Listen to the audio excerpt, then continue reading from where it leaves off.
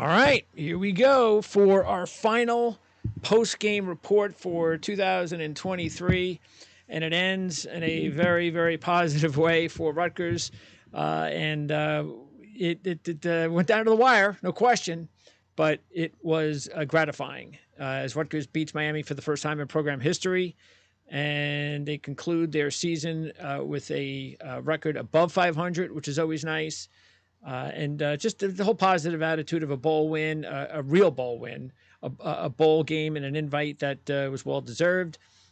Yes, we all know that Miami came into this game short-handed, no question. This would have been a different game if they were at full strength. But I think this is something that, on one hand, you can take a look at it depending on, of course, which side of the fence you are on as a fan.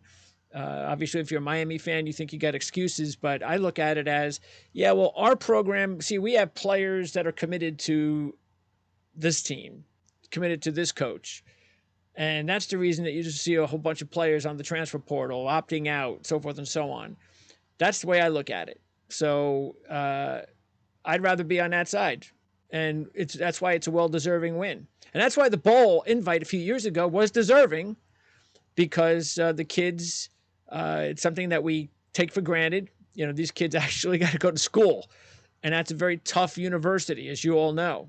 Rutgers is not easy to graduate from academically. And so for them to get the invite a few years ago based on their scores, that's very, very positive. That says a lot about the kids. And this also says a lot about the kids, that everybody was back. I mean, yes, a few guys are graduating, no question about it, but many of these players are going to be back next year. Whereas Miami, maybe some of them will return, but hey, they're not committed. And to me, that is a difference. And that's the sport we're in today, college football. It's an imperfect sport, there's no question about it, but like I said, I think there's a lot of pride that I think that should go into that. And how can you not be prideful? How it's just listening to the last few weeks of all the players that have decided to come back, even Monangai, who had a monster game. I don't think any of us thought he was coming back. So for just to get everybody to decide pretty much that could have gone or coming back, it's just such a great feeling. And it just shows you that this is a program that is on terrific grounds with Greg Schiano.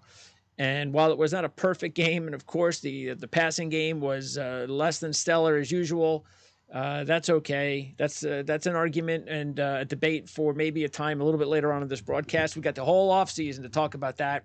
But the win's the win, and Rutgers goes to 7-6 to end their 2023 season. So not sure whether or not Richie and Mike are going to join me. As of now, they are not. As you can imagine, they're just going through a lot right now down there at the stadium. So there's just a lot going on. And I know the feeling. I mean, when I was their age and I was doing a whole lot of stuff on site at the games, doing things where you had so many people pulling you from left to right, there's only so many things that you can do. So if they have time, they're going to call in for a few seconds. If not, then I'm here solo. And at least, of course, that you're going to talk to these guys a little bit later on at some point, maybe next week. At some point, though, they'll be back here on the Rutgers football channel to talk about this game. And they'll have a few days to, kind of sit and think about how it all unfolded. We're doing this, obviously, within a matter of minutes. And we're going to go through the stats and everything else like that. So I welcome everybody out there that is following us here on the chat. And if you have any insight as well to the game, I definitely welcome it since I'm here by myself talking Rutgers football on a Thursday evening as we go closer to the end of the 2023 calendar. And this couldn't be a better way for Rutgers to end the season on a positive note. All right, so let's take a look. And by the way, before I wrap things up today, I'm going to take a look at the commitment list myself, and I am going to get Richie on as a guest on the RLads channel, the rlads.com channel, and have a nice interview with him. to go over. I know he's already gone over all the commitments and with Mike and all the guys here on this channel, but I'm going to have him on my channel as a guest sometime in the next week or two. So I'm going to pick his brain about all these players, but we're going to talk about that a little bit later on. First of all, let's take a look at the stats of this game. I'm going to post it up here on the screen right now. Let's see what we got here. All right, so Rutgers actually was outgained 311 to 292, but that's misleading. Miami had a few drives in there that, especially the one at the end of the game, they had the one at the end of the half, which almost resulted in a touchdown, but they had that one at the end of the half, which was really annoying because I don't know what Rutgers defense was doing on that drive. They almost allowed like a 90-yard drive in 40 seconds with a third string inexperienced quarterback. So that's not good. And then they gave up that late drive at the end of the game. Obviously, too late for Miami, but still. So that's why it was a little misleading. Rutgers definitely had the better of the game pretty much from the get-go with that early 14-0 lead, and they held on. Could have been a bigger disparity as far as the game was concerned regarding the points and so forth. But fact is, as you can see, as usual, here's the deal. Gavin Wimsatt, 7 of 15 for 84 yards. So if this was Gavin's attempt to, audition for the job next year, he had but he had a few weeks in the month of December, extra practices, things of that nature to kind of up his game. But it is what it is. So a few weeks isn't going to change that. Let's take a look at the overall box score, though. Wimsatt did have a couple of touchdowns rushing, right? Yep. Which I'm not sure I'm a fan of. It would have been nice for Kyle, maybe even Sam, to get a touchdown in there. I know Kyle already had a touchdown, but it kind of would have been nice if Kyle, especially on that last touchdown, when it looked like he came, millimeters away from an awesome touchdown run, and then for Gavin to pick it up on a tush push. It's about winning the football game. I get it. Still would have been nice to give at least Monangai a shot, but is what it is. 208 yards rushing and 3 touchdowns on the ground. And the team's best receiver, Dremel, had 1 catch. So there you go. It was nice to see Teray get a catch, the future at wide receiver. I know Brown had a fumble, but it didn't mean anything because they were able to get the ball back. But I got to say this about Sam Brown, and I don't know what you guys think, but didn't the extra few weeks seem to do wonders for Sam Brown? And I mean, I don't think I've seen him cut like that this season. It's like, that's the Sam Brown I remember from last year or a year and a half ago, however long, because it seems like it's been a long time. But since Sam Brown, that's the one thing I think that has been missing. We know he has that physical nature of running the football, but for most of the season, it was just like Brown was just going straight ahead. And that was kind of, that wasn't going to get him anywhere.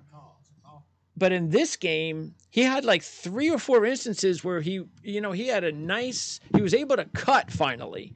Maybe that was it. He's just getting comfortable cutting on the leg, but he cut about 3 or 4 times that led to some really good yardage. I know he only had 10 of 38, but he had like 3 or 4 carries of 8 or 9 yards, and he looked like the old Sam Brown. So look, that is going to be an excellent 1-2 punch next year because you can't burn Kyle Monangai into the ground next year. And I'm sure that even though he's coming back and he'd like to up his status in the NFL, he does. You can't just bury Monangai, especially at his size. You need somebody to give him a break, and Sam Brown is a guy that I think is going to have an opportunity to do that next year if he looks anything like he did in this bowl game. So that was very promising. I'm going to go ahead and go through the game from the first drive all the way through to the end and make a couple of points here. Let me see if I could check out any specific chats, any messages from you guys. Let's see here. Bo Masco is going to be a lead. Who's Bo Masco? Am I missing something? Who's Bo Masco? Oh, there it is, Bo Masco.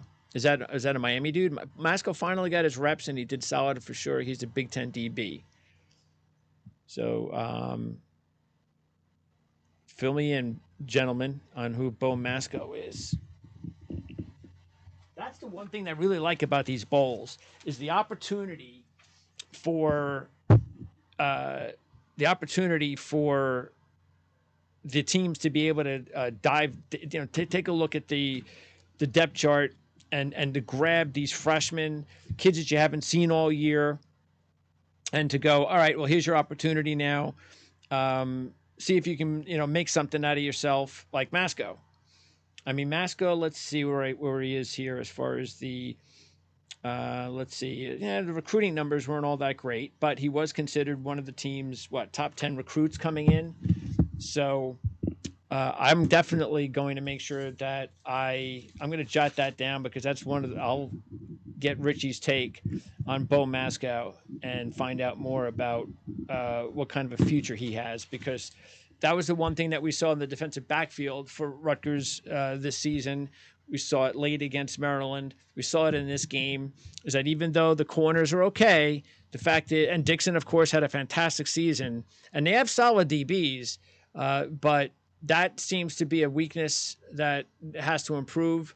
When the pass rush is in there, they're giving up just way too many big plays in the passing game. So the more DBs with talent, the better. And we know that's a position of strength usually under Schiano. So hopefully this kid, Bo Masco, is somebody that we're going to keep an eye on for the future. And I'm looking forward to that because, again, I brought up Teray.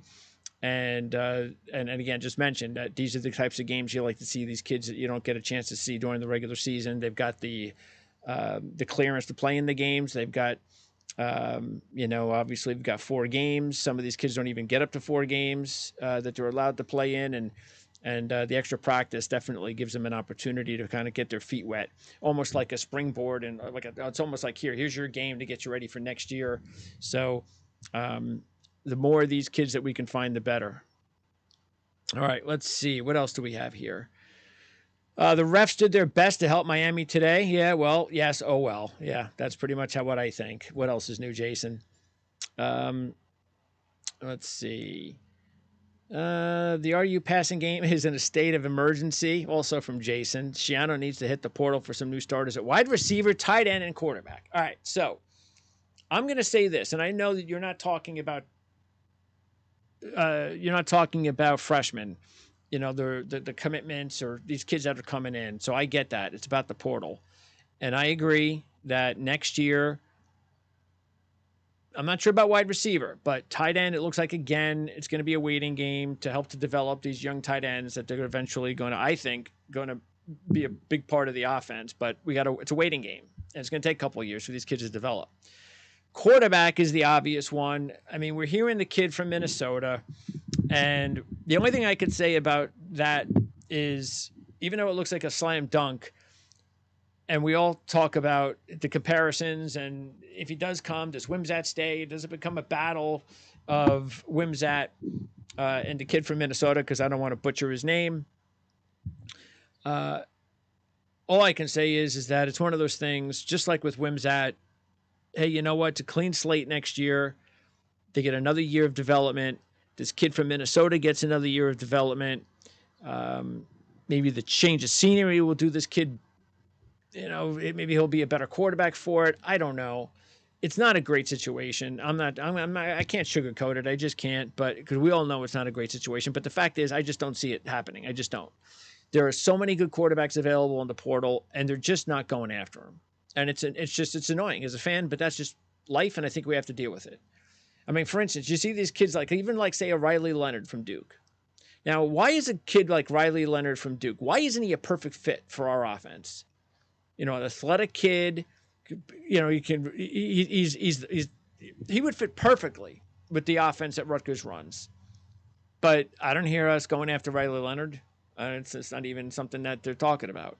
Even the kid from Toledo, the quarterback that was like the best quarterback in the MAC the last few years, he's a perfect fit.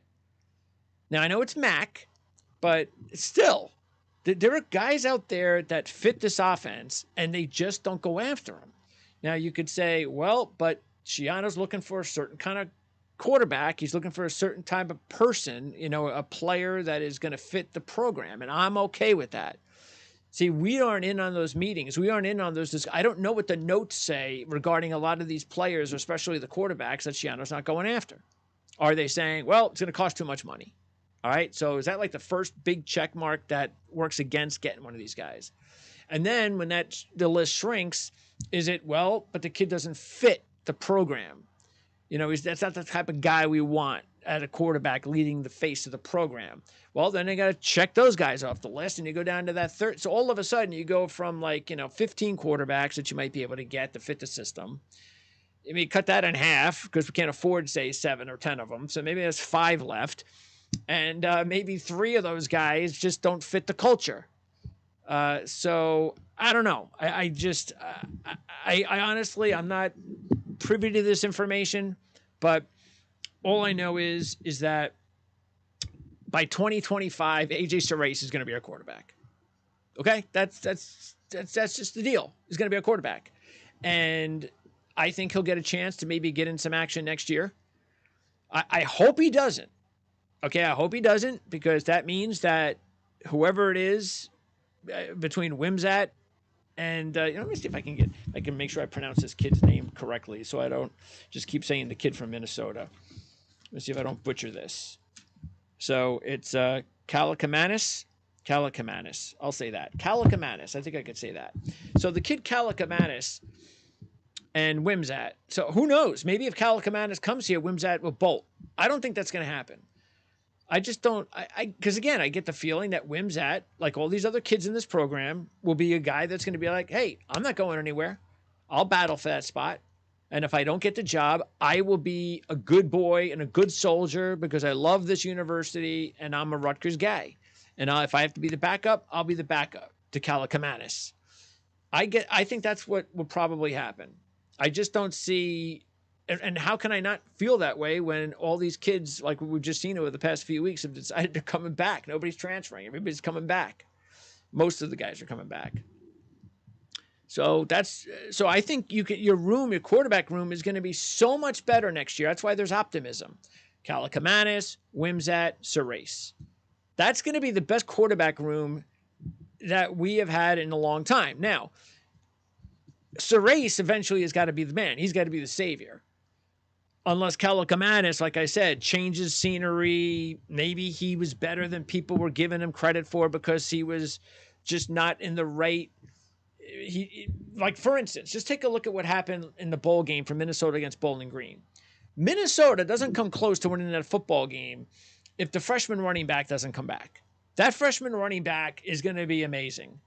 And he got off to a great start this year, and as soon as he went down, their offense just went, it was terrible. So he comes back, and it didn't matter who was at quarterback, they were going to beat Bowling Green. That's how good he was. So that's the thing, is that now Kalakamanis will be in a situation where he's got a great running game. And speaking of the wide receivers, I'm excited about this group of receivers. I really am. And I know freshmen don't usually play, and I get that, which, again, good point regarding need to go out and get a transfer and all that. But Dremel's back, okay, and that's big. And Strong is going to be taking a step up for year number 2, no doubt. And they bring in this kid from the FCS who's going to be a big part. Okay, so that's 3. Then you've got Teray is 4. Then, how do you know maybe one of the freshmen doesn't turn into a contributor? That would be 5. How many more receivers do you need? So I don't think that wide receiver, and boy, am I excited about 2025 and the wide receivers on this team. In 2025, with Serace a quarterback, even though Monungai is going to be gone, that they're going to find running backs here. And they might even have one or two of those guys in this commitment list. But you just know they will. It's all going to be about building the line of scrimmage and that offensive line. And that's going to be the thing that we're all going to be concerned about more than anything. But I am excited about the future prospects of this offense and this program with AJ Serace, a quarterback, and with what we have from this commitment list of wide receivers, and then Strong and Teray. I mean, come on. And then you're probably going to go out every year and maybe grab another FCF star. I mean, that'll work. That'll be a nice trick if we can complete that kind of deal every year in the transfer portal. But I'm excited, and even the tight end. So I'm really excited about what's going to come up with this wide receiver group in the next few years. And it's not going to matter probably next year if Wimsatt's this quarterback, but if this Kalakamatis kid can actually step up his game, maybe he has better receivers now than he had when he was at Minnesota. I'm willing to give him a shot. Okay, I'll give him a shot for a game or two. And if Wimsatt wins the job, we'll give him a shot for a game or two. But I just hope that AJ Surace is given a fair chance for playing time.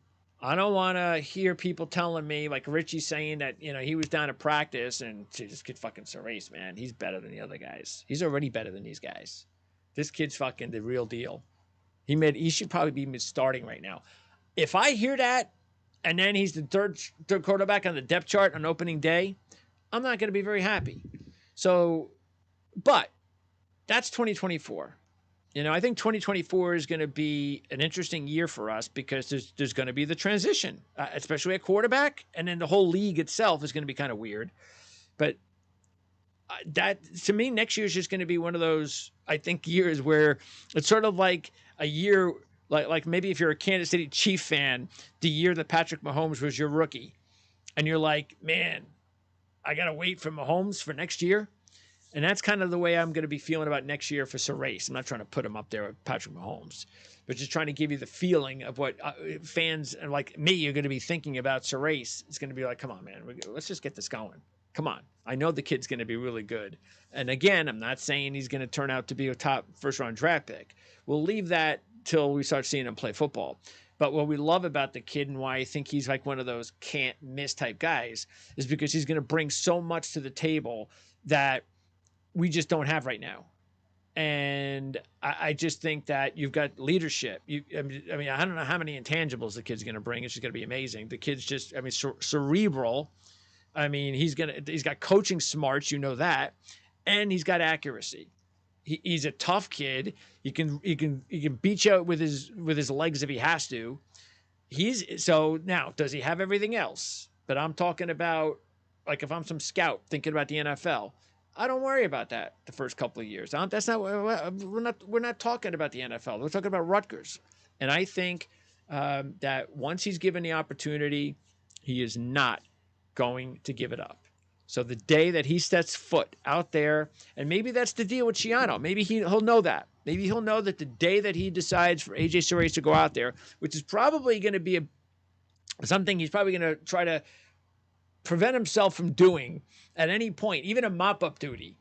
He's probably going to be like this year with Wimsatt. I'm not going to let the other guy go in there unless he has to. Because what happens?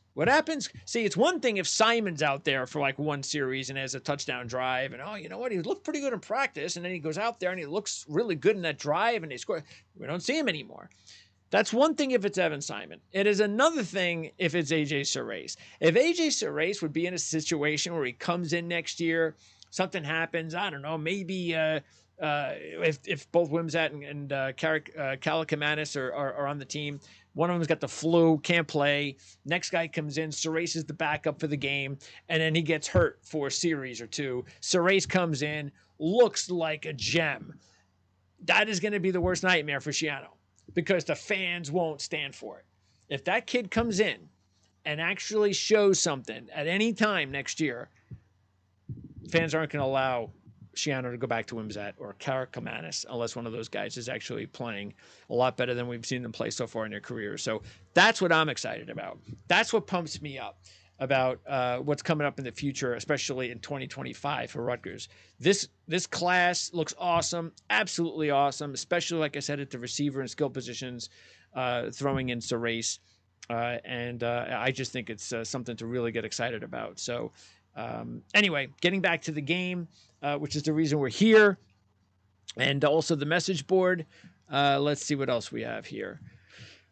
Tom, we are a very tough team that can run the ball and play solid defense. You all know the missing ingredient to climb the mountain. It's not hard to see unless you have an agenda. Well, there you go. We just talked about it, the whole quarterback situation. Yep, I don't know what to tell you. Let's see. Yeah, Sam looked good. John Reck. I agree. Absolutely. Loved what I saw to Sam Brown. He looked like a different player out there. And look, that's what happens with the injuries. See, what's funny about it is we mention it when going preseason and you talk about previewing the year. And don't forget, Sam Brown's off an injury. It's going to take him a full year to be the guy that he was. But then you get into the season and you kind of lose sight of that. You just start, hey, Sam Brown, he doesn't look very good anymore. I don't know about Sam Brown. Colin Monunga is a lot better than Sam Brown. It's a lot. I mean, that's I thought Brown was better, but Monunga is definitely better than Brown. It's hard to evaluate Sam Brown this year. You just can't do it. So, because tell me if you, because the deal is that Sam Brown is just a bigger dude, and that's what everybody knows, that if you're a running back and you're a bigger guy, you've got the ability to be a better overall player. It doesn't guarantee it, but it just gives you the ability, the God-given ability of being bigger, and that's what Sam Brown is. Can Sam Brown put the numbers up and play the way Monunga did this year at some point before he leaves the university? Now, I'm hoping that year will be 2025. I would guess that Sam Brown would be back. The only reason that maybe that doesn't happen is if he gets in and plays a lot more next year than is expected and looks really good doing it. And then he just decides, you know what? I need to go pro. I didn't like what happened when I missed basically a full year with the injury. I need to go to pro and get it over with. All right, maybe that happens. I don't see that happening. I could definitely see Sam Brown as our number one running back in 2025, and that could be the big year, okay? I don't want to, waste Kyle. I'm not saying that Kyle Monunga is 2024, no matter how big of a season it's going to be wasted. But again, 2025 to me is when everything really starts to develop here as a program, because that's when Serace is under center. That's when Strong is now a veteran. Teray. These are now veteran wide receivers. These are your guys. These big, fast wide receivers. You're really good, and especially if they turn out to be as good as we think they can, they're going to start to develop even next year in 2024. But they'll be legitimate top flight wide receiver prospects by 2025. Throw in the fact that you're going to have some of these other kids that are in this class as well. And now you got Sam Brown as your bell cow in his last year, in his final year in 2025. And if he looks anything like he looked today, like the running back he looked like as a freshman, okay, and he does that 2024 and then is the man in 2025, that's why I think this is going to be a really special season, and that's going to be the season that could really turn the program around big time. So I thought it was awesome. I just so great to see Sam Brown looking the way he did today, even though the stats wouldn't tell you that. All right, everybody was giving me the heads up on this Moscow kid, so I appreciate it.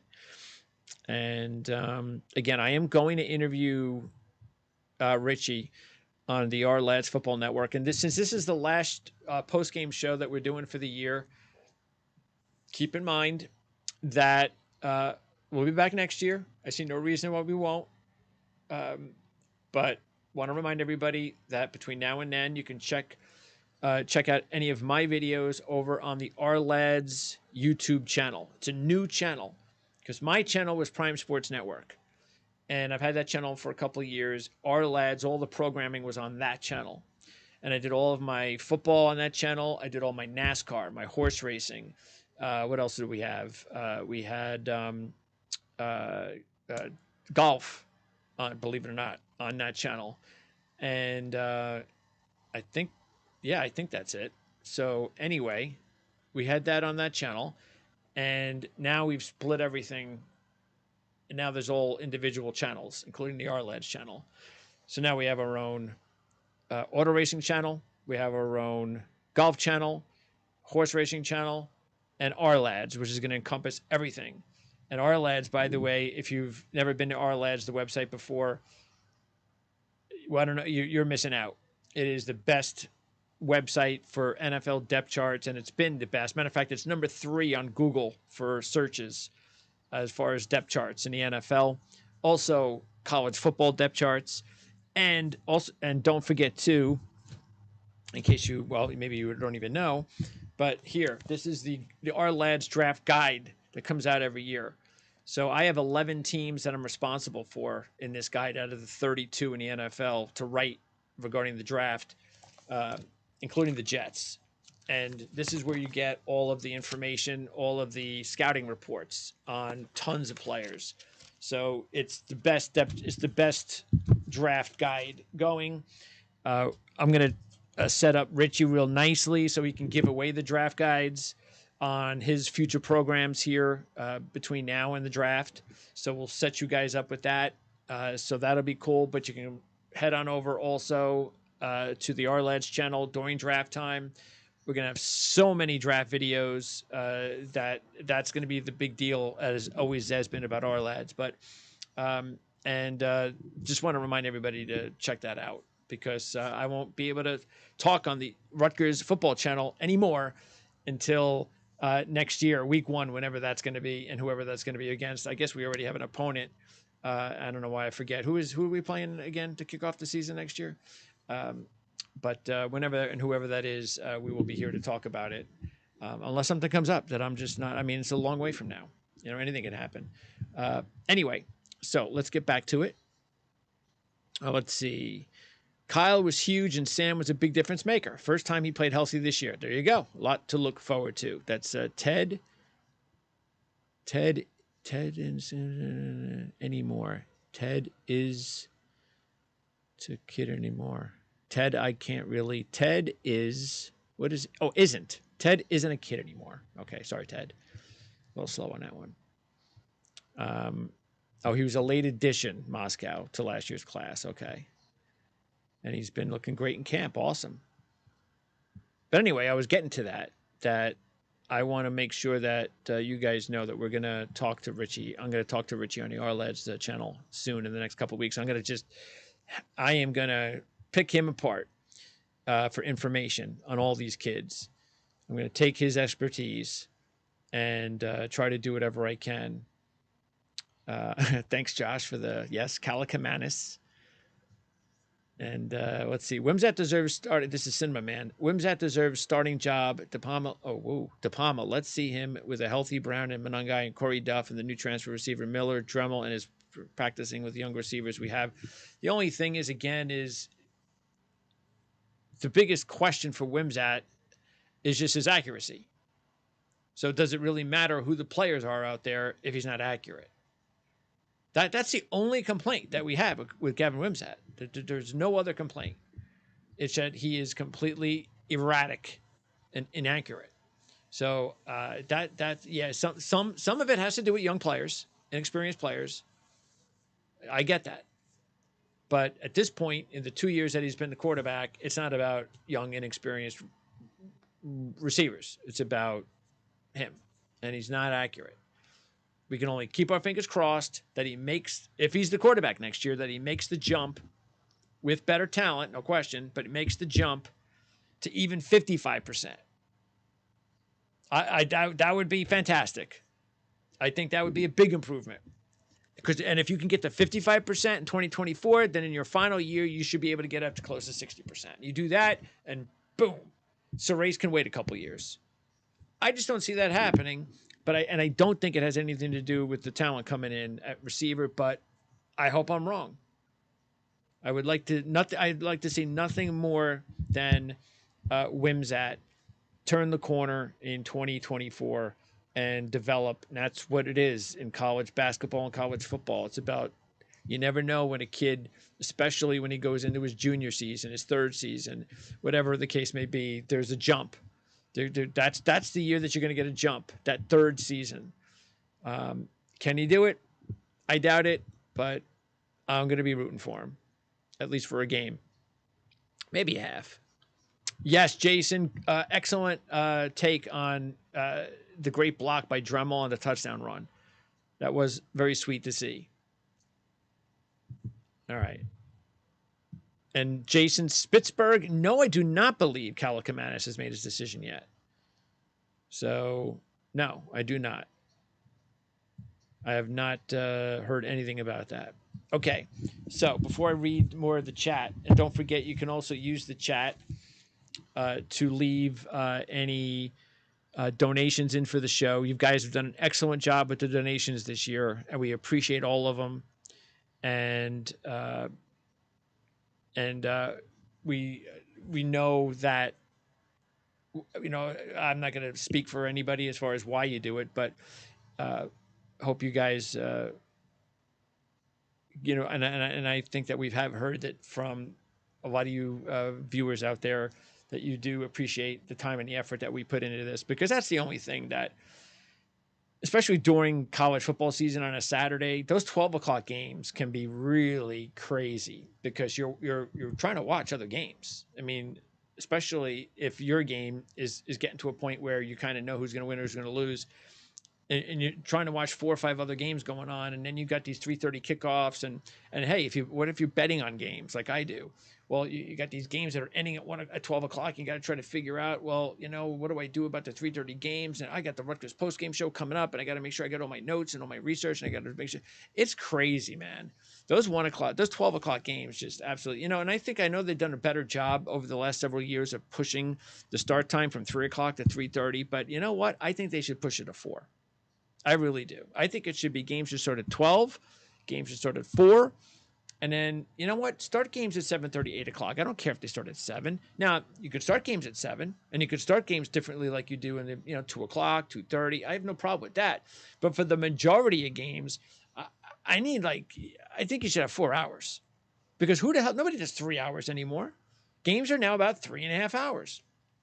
And why do you have to rush from the end of the game to go right back to the next game? Shouldn't you? What's wrong with having, if you're early and you end early, what's wrong with having a little bit of a 20-minute post game where you can talk to players, you can take a look at scores, you can do whatever? I just don't understand the constant, like, it's just, there's too many games that overlap. They're just longer than 3.5 hours. Nobody's going to listen to me, though. All right, let's go to the beginning of this game. They had an awesome opening drive.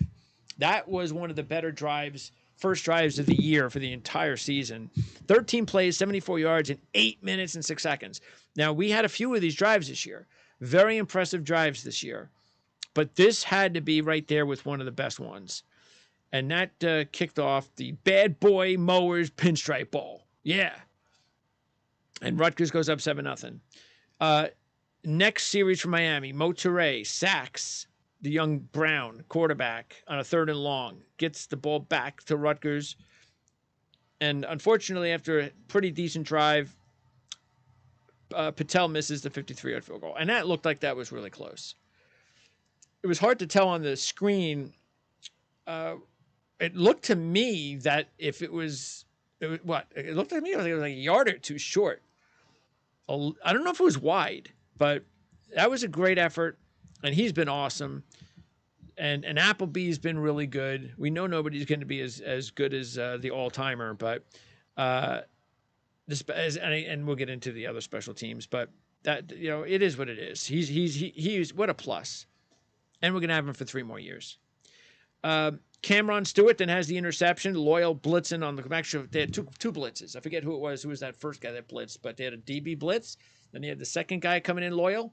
That was the one that really got Brown kind of nervous. Threw the ball early. Cameron Stewart picked it off at the 42. They go for it on 4th and 1. Miami has offside, so we don't have to worry about it. Monongai gets a touchdown run. That was the key block, by the way, by Dremel that you guys talked about. And that was the second touchdown for Rutgers to go up 14-0. So Miami comes back after that, though. They get a touchdown drive on the quarterback run. Late to go in the half, though. And this is the thing that was really bothersome, because with 3 minutes to go in the first half, dominating the game, 3 minutes to go in the first half. Okay. By the way, the game should have been 17 or 21-0 at that point. But as usual, you know, that's what happens when you don't have a balance on your offense. So 3 minutes to go, it's 14-0. And then all of a sudden, they came this close to being 14-14 at half. I mean, that's just, that's I don't know what was going on there. I don't know if the defensive strategy changed.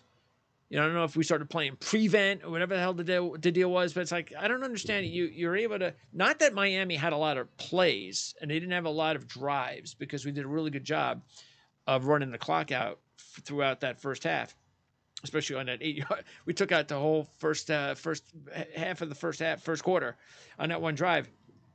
But still, it's a young quarterback. And then, all right, it's okay. You give up one drive, right? But then they allowed Miami to go 7 plays, 90 yards in 41 seconds. And if it wasn't for replay, it would have been tied. But Restrepo was clearly out of bounds. And I don't know what Bailey was thinking. And you know that is not going to work for Greg Schiano. So I don't know what Bailey was thinking stepping on the dude. That was just not Rutgers-like. And that cost him. Or it almost cost him, I should say. And who knows? Maybe the field goal being 15 yards longer, they don't get that, and it could have been 14-7 going into the half. So Bailey cost the team potentially 3 points, almost 7. And very lucky that we got away with that. But that didn't matter very long, because they come right out with the ball in the second half, and they're able to march down the field. And this is where things really start getting interesting in a physical kind of way, because they're driving. George, the receiver, clips longer beam, cheap shot, and the game was already pretty testy. I mean, I don't know how many 15-yard penalties had in the game, guys. It seemed like they were like 7 or 8. And the very next play, they hit Restrepo for a touchdown, who's a very good receiver. He's going to be a pro. They go up 17-14. And I don't, and this is again what I said at the very opening of the video. I don't understand what is Loyal doing covering Restrepo. I know he's not man to man, but I mean, there's no reason at all for your defensive scheme to allow their main receiver to be covered by Loyal, and that Loyal to be out there by himself trying to cover this guy. I mean, I don't know what that was about, but that is something that is going to have to get better next year for this team, is the pass defense. Because if you think about it, look, if C.J. Stroud was here for another year, we get blown away again. But the reason we didn't get blown away by by Ohio State, was because Kyle McCord is just not all that great. And so we were able to stay in a game. So if Taulia was quarterback of Ohio State, we'd probably get blitzed in that game. So even Michigan didn't blitz us, because they're not a passing team. So passing teams, or teams that had the opportunity to, hit us deep, just they took advantage of us from time to time. And that's something that we got to do a better job. Clean that up next year. All right. So here's the deal, though. Right after that play, you get the cheap shot on longer beam. Yes, they scored on the very first play, but it seemed like right after that, it was like all of a sudden, Rutgers got serious. It's like they woke up. It's like they woke Rutgers up and they got serious. And Rutgers never looked back. You look at it, they had another drive right after that. They were able to go march down. They had the actually, this wasn't the touchdown drive, of course, but this was the drive that set it up. So they get the ball to midfield, aided by that 13-yard cool little trick tush push play. So we've kind of seen that twice now this year. So that was cool. And Monangai, he had like 13 yards on the 3rd and 1. But anyway, we had a punt, but it was a good punt. Appleby, great job, pin him deep, 3 and out, and then the block punt for the touchdown. And what was that? Yeboah Cody. So now Tim Ward scored the touchdown. Now, guys, I got to ask you this question. Remember last year when I think, what was it, the Iowa game or the Nebraska game? I forget which one it was, when we had a block punt and one of the kids, I thought it was Tim Ward, because it was a white dude, a little white dude. And it looked like that player, he was not able to pick up the ball. He muffed it. Rutgers does not take advantage. They don't score a big touchdown there. It comes back to haunt them. Couple of weeks later, the same kid, I'm pretty sure, block punt, scores a touchdown. Was that the same guy? Was that Tim Ward? Was he the same kid who scored the touchdown last year? Or was the one that muffed the chance to score a touchdown? So I just want to know if you guys remember. Let me get to this. I'm so far behind in these chats. There you go. The Nebraska game. Okay. Was it Ward? So it just looked, like I said, they looked similar, but I thought that was, that's why I think it would be ironic if it was Ward. So anyway, they get the touchdown to go 21-17. Now, Wesley Bailey makes up for his ridiculous penalty on the third down sack. Once again, Miami goes 3-and-out.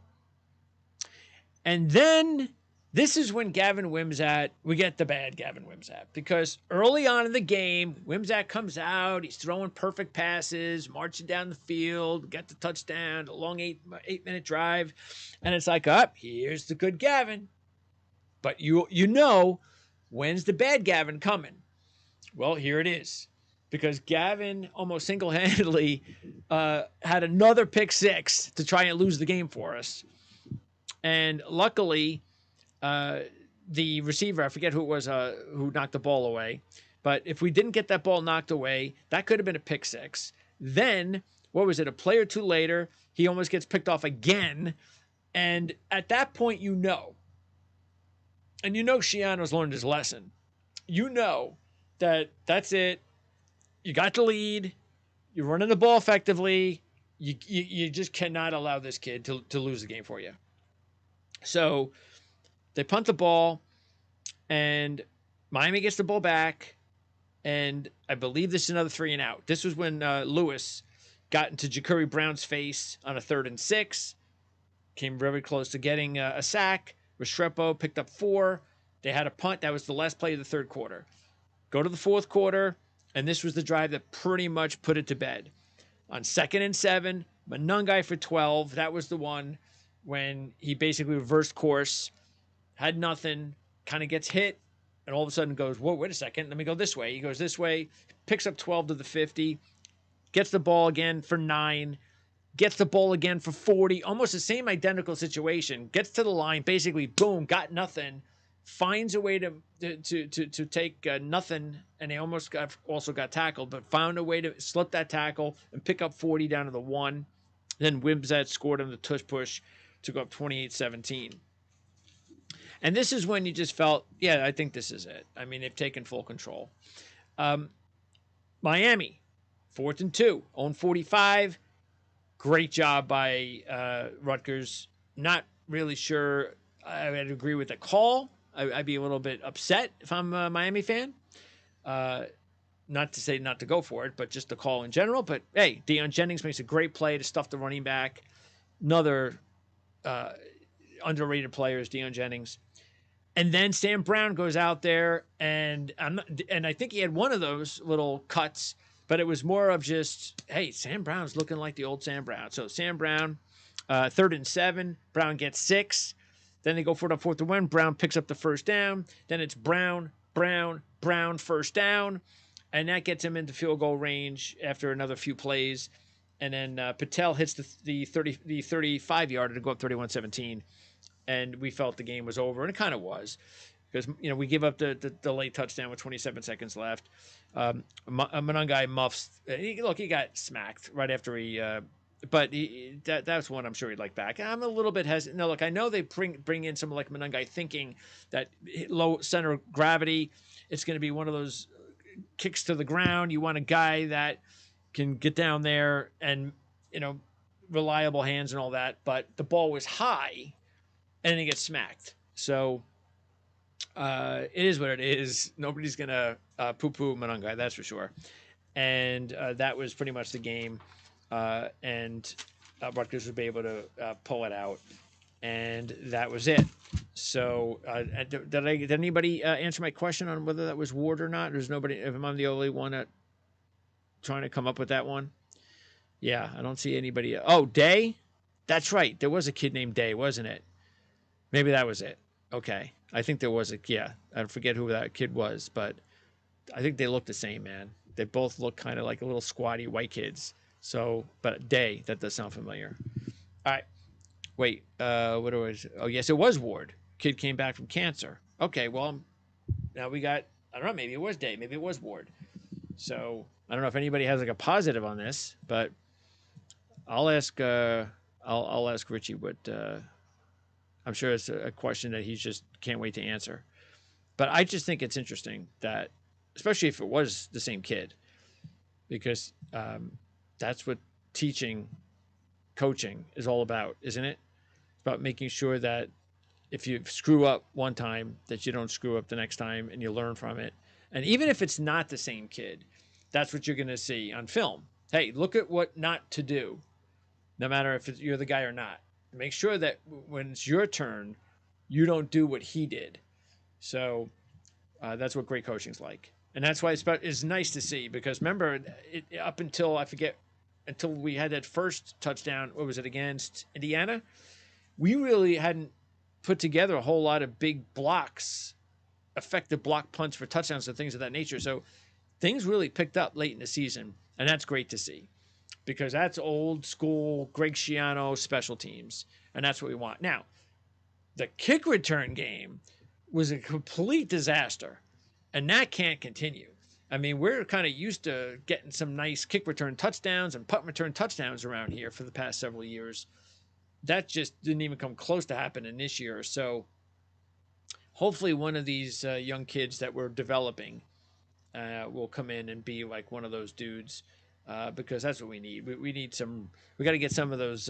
We got to get that return game going in the special teams again, because I think overall there's a lot to be promising about with Appleby, with Patel, but you got to find and again the blocking of the punts, and you got to get somebody though to return. That can turn your special teams unit completely around, because that's how you steal points. It's so hard to steal points on block and punch for touchdowns.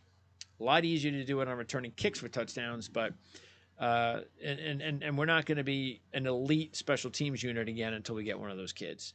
So I know that we'll have better players on the depth chart next year, and I feel pretty optimistic that somebody is going to be returning punts and kickoffs for us next year, and they're going to be dangerous. Don't know who that is, but I believe that that's going to be what's going to happen next year. All right. I'm just reading some of these.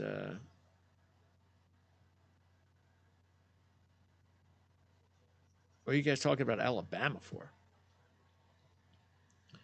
Let's see.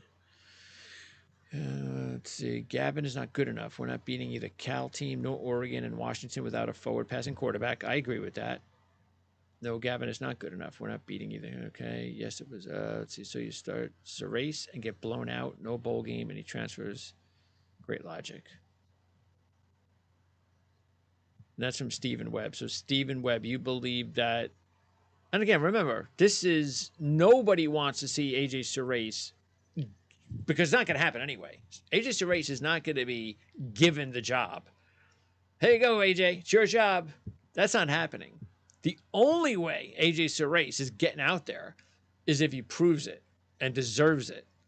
And if he proves it and deserves it, he's not going to look like an idiot. And it's going to be, oh, yeah, why'd they do that? So that's not happening. So it's either he's going to be out there, and again, even if he should be out there and proves it, I still don't think they're going to put him out there. That's the whole point. All right. So, oh no, don't tell me that we're talking. Why are we getting into racism here? We're not talking racism, are we? What is this? If Wimsatt was not black and it was a white guy in year one, showed some flash, but had the exact season Wimsatt had, different conversation would be, let's see next year. First of all, he's had 2 years, so not one. That's important to keep in mind. He's had a couple of years. And what day and age are we in today where we're worrying about if the quarterback's black or white? That's old news. I mean, almost every great quarterback out there nowadays, uh, if you're taking a look at it, there's just as many quality black quarterbacks in the NFL as white quarterbacks. So I'm not even, especially in college, nobody cares about whether your quarterback's white or black. Again, I'm not going to speak for the 1% that do, but that's just not even that has nothing to do with it. Zero. And the stats don't lie. You know, you're not 48% completion percentage because you're black. You're 48% completion percentage because you're inaccurate. And that's just the bottom line. And we've had some really bad white quarterbacks here as well. I mean, the last 4-star quarterback didn't do too good either. Now, he went to Illinois, and actually, they went to a bowl last year, and he was a part of that team. I mean, he got into some action. He had some good games and some bad games. So he did make something of himself. I'm forgetting who the hell that guy was, and I'm glad I don't remember his name because he's not worth mentioning, and he's white. But, yeah, that has nothing to do with anything. Zero. All right. Now, I'm going to wrap up by going, I just want to quickly, I know I've talked about it already anyway. So here's the commitment list from Rutgers rivals, of course. So, I mean, there's a ton of guys. See, there are guys that I look at. What am I? Oh, okay. I was just looking at Dylan Harper over there. So there are some guys that you always look at these bios and stuff, and you go, "Wow, this guy could be good. Or this guy could be good." And you know, it's the same thing you're doing in scouting for when you're bringing guys in from the college ranks to the NFL. A guy can look good in high school. That doesn't mean he's going to be good in college, and so forth and so on, from college to the NFL. But you can't be blinded by the fact that if you take a look at the guys that were coming in the last couple of years and you compare them to this group, it's like night and day. I mean, the guys that they recruited this year, now there's no doubt that the rankings, that it's right there. The rankings are proof how much better this class is. But these are men. I mean, these are top athletes. This is, and to throw in the fact that there's a nice quarterback is like cherry on top. I mean, look at these guys. You got Corey Duff. Speaking of tight ends slash athletes slash wide receivers. Yeah, just even taking a look at the skill position. Corey Duff, Isaiah Crumpler is going to be somebody. You got the kid from Maryland. How do you pronounce his name? Aguniyai. I know Richie's really good. He's like me. We're pretty bad at spelling or pronouncing names, I should say, of players. But Aguniyai. Anyway, the kid's got. This is the guy that they're like trying to compare to like Gates, which is a very bad thing to do. Don't do that. But I understand what they're coming from, and it's promising. So you also have, of course, Winovich. And, I mean, he's already 6'1", 220. Who else do we have coming in from the skill positions? Actually, let's talk about, well, you got Noah Shaw, too. And Benjamin Black. There you go, Benjamin Black. The offensive line is going to be real important, and you know, who knows how these guys are going to go, but I trust the coaching. That's important. The coaching. Pilaf sure looks like somebody who's going to be a big part of the defense in the coming years. It's nice to get these guys. What I really love about this class is getting kids from all over the country. How awesome is this? I mean, look at this. Miami. Florida. Michigan. North Carolina. Florida. Ohio. North Carolina. Georgia. Wisconsin. Is that the second kid from Wisconsin? New York, New Jersey. Okay, back to the home. I mean, Canada. There's kids all over the place. Oh, we got a couple guys from New Jersey. Hey, we got Cerise and Winovich from New Jersey. It's like everybody else is from out of town. It's so funny. Of course, Kyle Sanders is going to be awesome too. Speaking of players see, that's the thing. You take a look at when your class isn't all that great, expecting freshmen to start that doesn't happen. But these guys, these freshmen, they're going to have legitimate chance to play early. Kai Sanders, Corey Duff. Let's see who else could. I mean, who knows? Antonio White. He might get in. We need some fresh meat back there. Who else could start? Benjamin Black. Montel Johnson. Not the linebackers might take a little bit longer. I know it's a little bit harder of position, even up front on defense. You got a bunch of, the linemen, it's tough early on. Those are big boys. Those are grown men. Anyway, I'm just really excited about this class. I think it's going to be awesome. And I just think by 2025, look, it's not going to happen next year, as I said, because we got to give Cerise time. And then it's going to be up to both of the veteran quarterbacks. Are going to get a chance. They're going to get 1 year. Here you go. Here's your chance. There's your chance, Gavin. This is it. Because Gavin is going to have 1 more year. That's it.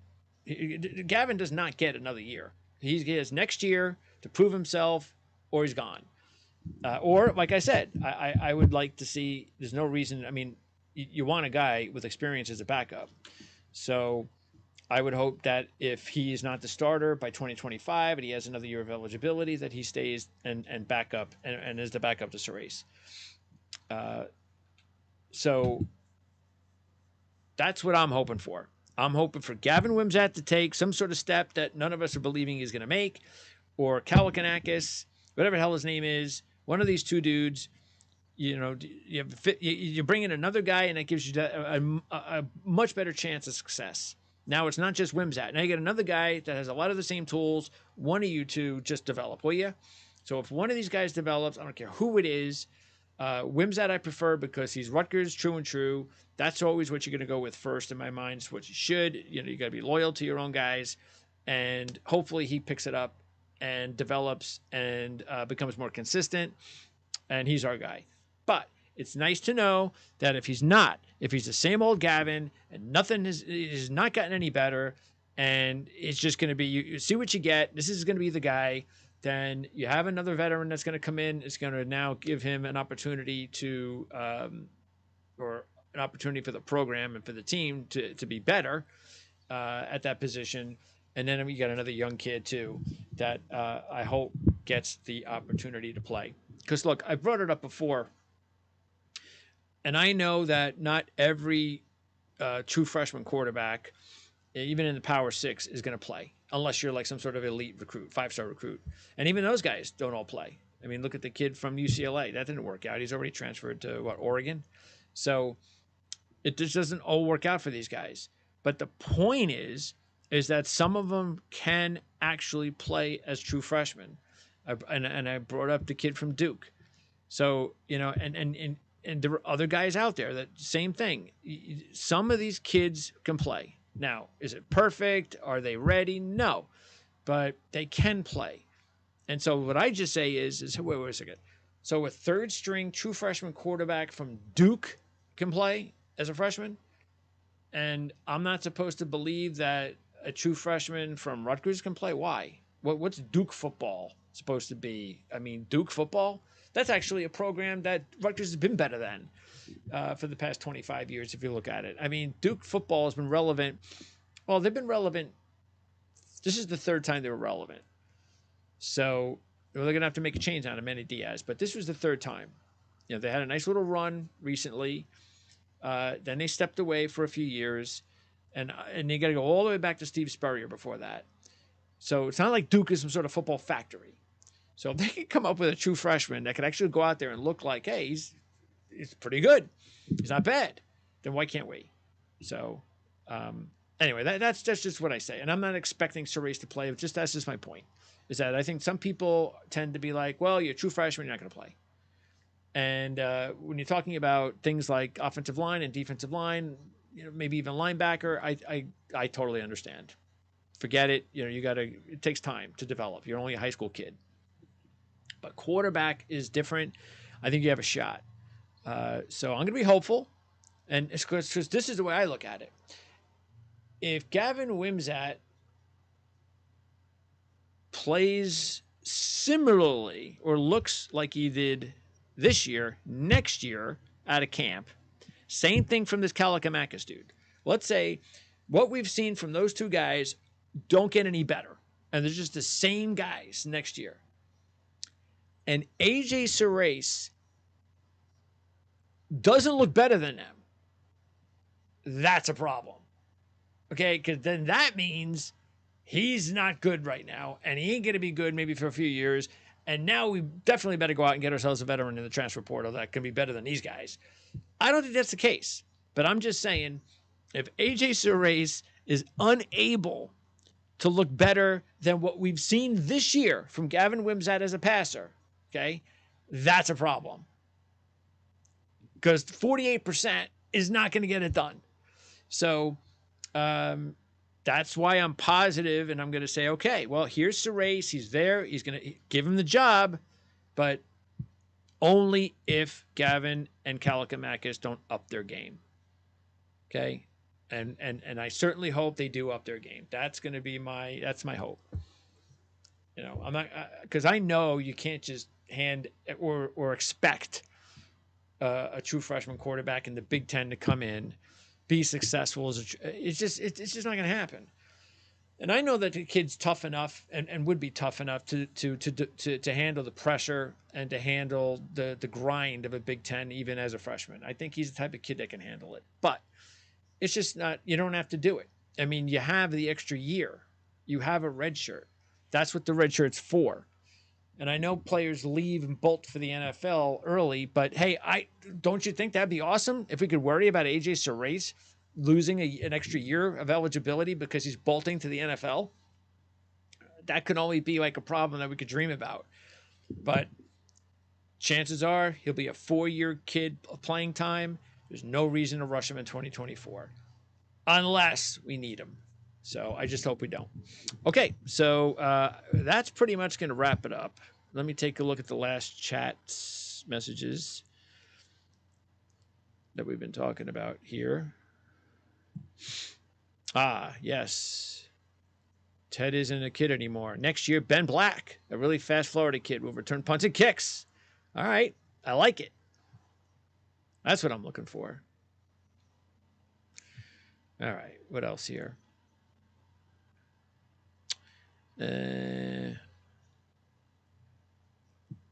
Let's see what we got here.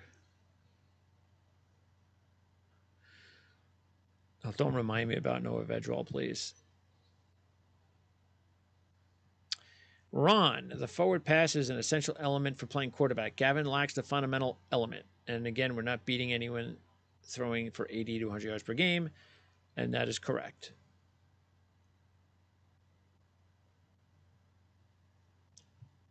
And that is why... Hold on.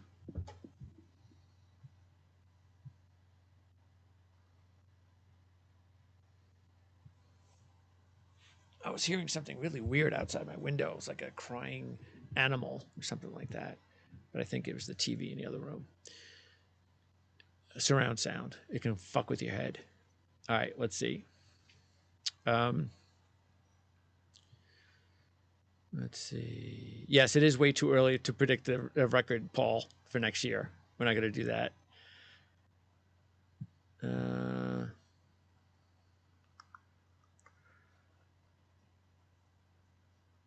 Barry Darkins, would you bet your house that Wimsatt can't get better next year? My house, no. But I'm going to say, I feel, just looking at him, I'm going to say that I'm 85% positive that Gavin Wimsatt is not going to get any better as a passer. I just don't see it. There's nothing in his game that leads me to believe, like, I don't see like it. You know, I don't see like, hey, you know what? That's it, isn't it? I know. Now, don't get me wrong. We see it. Like, we'll see him look. Hey, he'll look great for a quarter. He'll make some really good passes on a drive. But it's just not normal. The averages are not with him, that you can be that inconsistent. And because it's not like, especially at this level, it's just not. I mean, what would have to happen is for that 15-20% to actually, for me to believe that it would work, is he'd have to go into the offseason, find somebody to teach him. Somebody's got to be able. I don't care if he's got to pay him himself out of his own NIL, if he's making whatever the hell he's making, but find somebody. I don't care who it is, but find somebody to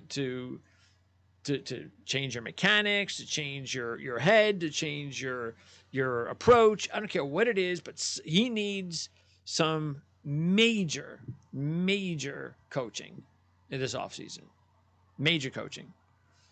And if that happens, then yeah, maybe somebody will be able to get him to figure out that, you know what, you look pretty good there for a drive or a quarter. I can get you to do that for 2 quarters or 3.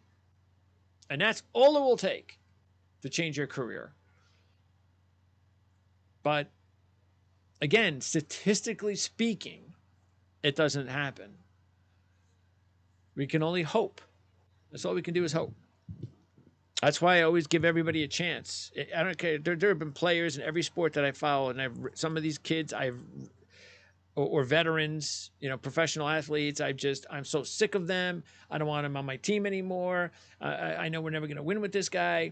And then if he happens, if the coach, if the staff believes that he does have maybe a chance, and he keeps the kid at whatever position or whatever sport it is, and he's on my team the next year, all right, you got a clean slate.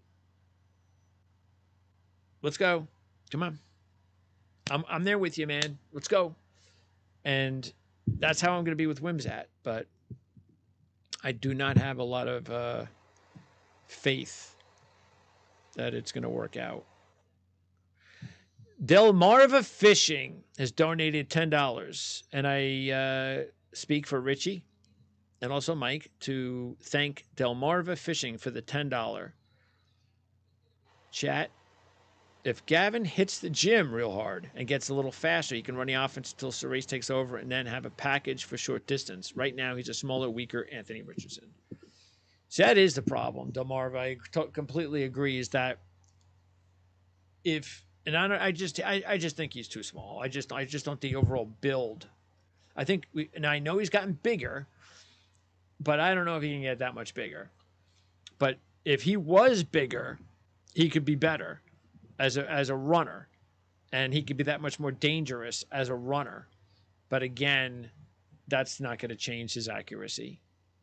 I think it could make him a better runner, and I think it could make him a more dangerous college quarterback, but it's not going to do anything for him to be a more accurate player. Maybe we could be more successful overall if he was that type of guy, but yeah, I don't see him getting that much bigger from this season for the next season. Instead, I think what he should do is try to see because we know that in short glimpses he's shown that he can make a nice throw. He can be hot for a quarter or a drive. That's what he has to try to figure out, is if he can do better than that, or longer than that, be more consistent than that. I think he has a better chance of doing that than bulking up. And because look, I mean, is that real? Because I don't think he's a starting quarterback on this team next year. If he were to bulk up, and he's still a 48% guy, and maybe he could be more effective running the football. I don't think there's any way, if we bring in the kid from Minnesota, and if Cerise looks like he's a good kid, I don't think there's any way Gavin Wimsat's our quarterback, just because he's going to run the ball better. We can't win like that. I forget who it was that mentioned that in the chat. He was exactly right. You just can't. You have to be able to throw the football. You have to have a couple hundred yards every game as a passing team. And if you say, well, yeah, but how's that going to take away from your running game? Well, it shouldn't. That's how you become a great team. That's how your offense becomes dangerous. That's the thing that drives you, nuts, is that just imagine if our offense actually had a passing game, what that could do to open up the running game. That's the thing that just boggles the mind, is that Monangai is so effective and everybody knows he's running the football. So that's what you can't wait for, is the time to come, whoever the quarterback is, that can start opening up this offense. And just imagine how dangerous we could be. That's what I'm looking for. That's what I'm waiting for. Now, Jets set for life. I hear you, because I am a Jet fan and a Rutgers fan, about Zach Wilson and Gavin Wimsatt. Big difference. And Zach Wilson has proven this year. See, Zach has done it over a game. He's done it in games, not quarters and drives. Zach Wilson has shown that, look, I know that most people think I'm actually absolutely ridiculous in saying this. It's just the way that I feel, honestly.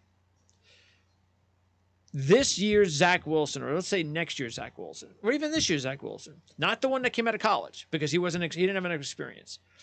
Now he's had a couple of extra years, so now he's had 4 or 5 years of playing football. So this year's Zach Wilson, I believe, if you take this year's Zach Wilson and put him on the San Francisco 49ers, I think Zach Wilson could be in the running for NFL MVP. That's because he would have an elite left tackle, Christian McCaffrey, Deebo Samuel, Brandon Ayuk, and George Kittle. And to me, that's all Zach Wilson needs to be a top-flight quarterback in the NFL. Now, I didn't feel that way last year, and there were times earlier this year I didn't feel like that. But now, from what I've seen and how he's grown, no doubt in my mind, exactly everything that the Jets thought about Zach Wilson, they're getting now. And you know what? It is so Jet, they're going to wind up buckling under the pressure, because everybody is saying, oh, well, they just can't possibly bring back Zach Wilson next year as the backup. There's just no way they can do that. All right, you can bring back all the coaches and everything like that, but no way, because if Aaron Rodgers get hurt, there's no way you're going back to Zach Wilson. You know what? If Joe Douglas and the Jets buckle to that pressure and go out and get some stiff 34-year-old quarterback and say, well, Zach, okay, we'll let you go somewhere else, but we're going to go ahead and play with Aaron Rodgers and a 34-year-old backup for the next couple of years. And then Aaron, maybe he gets hurt again, or he doesn't. He plays for a couple of years and he moves on. And then where are we? Where are the Jets? Again, looking for a franchise quarterback. And by the way, 2 years from now, what do you think Zach Wilson will be doing? He'll probably be slinging it, and he'll be one of the top quarterbacks in the NFL, playing for a team that actually has structure and talent around him. Watch them do that. Watch them do that. And I'm a big Joe Douglas guy. I know he likes Zach Wilson. I just hope he doesn't buckle to the pressure. Bring in another quarterback. And I know it's hard to have a third quarterback on the team. I don't care. Bring in a veteran quarterback along with Zach Wilson. But if you let that kid go, there is no doubt in my mind that he is going to end up being a 10-year success story in the NFL. And we're going to have, as a Jet fan, we're going to have to have dealt with all the bad stuff and the growing pains. And some other franchise is going to take advantage of the fact that now he's a veteran and he's been through the wars. And they're going to get the good Zach Wilson. And we're going to have to deal with all the bad stuff. And that's not how you run a franchise. So, yeah, that's what I'm going to say. And I'm sorry if you think I'm loopy, but this Brock Purdy for the NFL MVP is just total nonsense. And so we saw it on Sunday night, on Monday night, okay? If you put Brock Purdy on the New York Jets this year, he'll look like Zach Wilson. So I just want to hear it. 0-3 without Trent Williams, without Deebo, and without Christian McCaffrey this year. That's what he was, 0-3 without those guys. What does that tell you? He needs a supporting cast. That's the same thing with Zach. Zach doesn't have a supporting cast, so he looks like this. You put him in a team with a supporting cast, and all of a sudden, all the great traits that make Zach Wilson the prospect that Joe Douglas thought he was going to be, boom. Now you've got yourself a potential superstar. That's just what I think.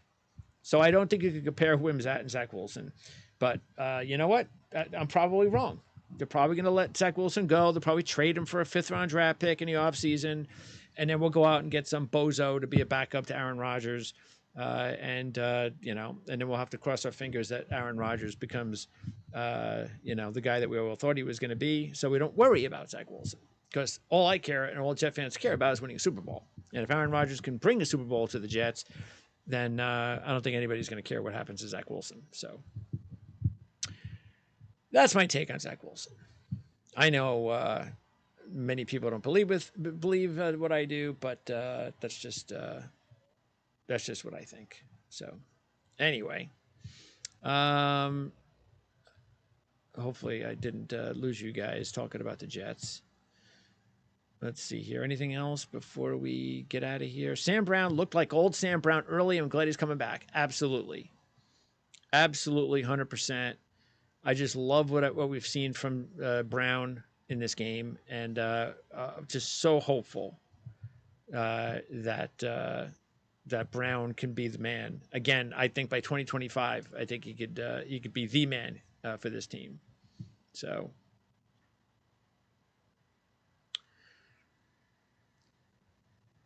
And again, all I hope that you guys do, by the way, because I know how people think about Zach. All I want you people to do is remember this, what I said today. Just remember. Give me a couple years and just remember this conversation, because I will.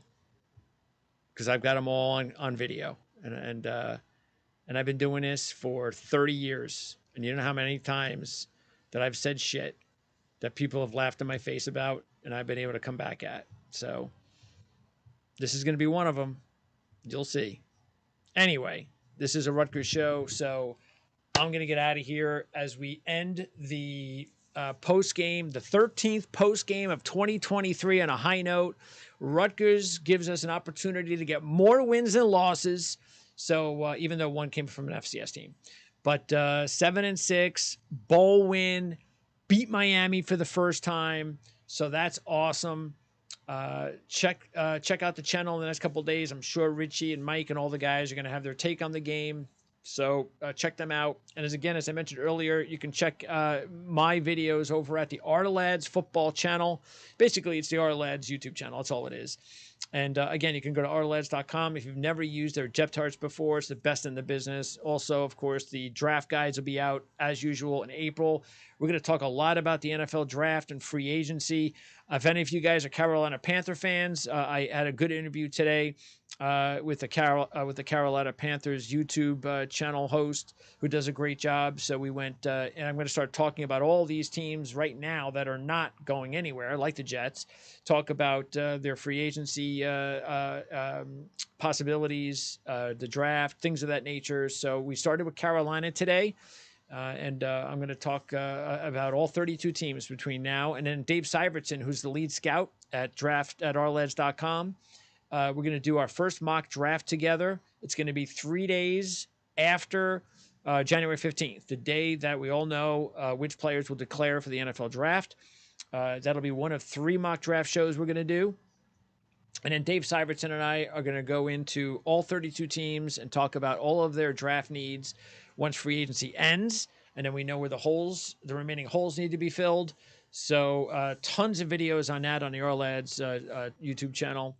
And then, again, like I said, if you're a fan of some of the other sports, you can go to Prime Sports Network. That's my channel. But let's see, I have the auto racing channels called Mystery Caution. The golf channel is called Tee Off with Jan Stevenson. And if you have no idea about golf, or if you do, then Jan Stevenson was actually a sex symbol. Google her. She was a sex symbol back in the 80s. She actually dated Donald Trump, an Australian golfer who won majors. She's a Hall of Fame golfer. So she's one of our top analysts on this golf channel called Tee Off with Jan Stevenson. I've got another golf analyst with me, so check that out. We have our horse racing channel called Horsepower. We do that every week if you're a thoroughbred horse racing fan. I just recorded a show earlier today for some racing at Gulfstream Park on Saturday. And then, of course, like I said, the Mystery Caution auto racing channel is going to be about NASCAR, IndyCar, and it's going to be about all 3 series. And matter of fact, the IndyCar programming is going to take off this year because our analyst from last year just got a job with the series. So we're going to start landing some really cool interviews if you're into auto racing. So check that out. And I think that's about it. So next year we'll be here before you know it. Post game show number 1, whenever that's going to be, with Rutgers football. And it's only going to get better from here, guys. I truly 100% believe that. Again, I don't know about next year, but definitely for 2025. And as far as basketball, huge Rutgers basketball fan, of course. I think some of these basketball, I'm not sure about, not everybody, but I'll just say this. We need time. This is not the old Rutgers basketball team. This is just clearly not. This group needs time. I think they're going to be a lot better in about a month or two. But then there's only only have a certain amount of time left in the season. I don't know if they have. I don't know if it's going to be enough to get to the big dance this year. I just don't. But yeah, I just there's something missing from it. I think it's toughness and so forth, and also continuity. And it's kind of hard to be kind of everybody to play together as one when you played like 2 games in 3 weeks. So I get that. But I hope the team is going to be better than I think. But I just think that I think we got too carried away with like the St. Peter's with the St. Seton Hall game and came back down to earth 2 weeks later. It's just I think it's going to take time, but I do have hope, as we all do, that the hoops team will somehow make a run to in March Madness again this year, and we're all waiting for next year, of course, and that's going to be awesome. So can't wait, like the rest of you guys. So anyway, I'm out. Hope you have enjoyed the post-game shows, all 13 of them here on the Rutgers football